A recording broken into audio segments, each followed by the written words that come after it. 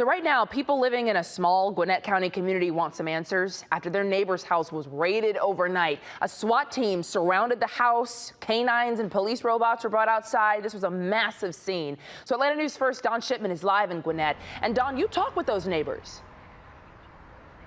That's exactly right. I talked with the guy that lives right next door. It was a tense situation. Police actually told him to stay in his house. Now, right over there, people woke up to police canvassing that area right there. And then just before that, that house was surrounded by police. This afternoon, those neighbors are questioning their safety and they want answers.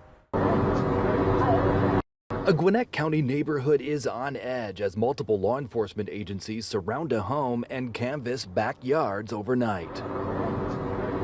I've never heard of anything like that, you know. Police cruisers, large trucks, and even a mobile command center lining Imperial Drive. The street blocked off to traffic for hours at the intersection of a busy Centerville highway. Police telling wary neighbors to stay inside. Oh, wow. That is alarming.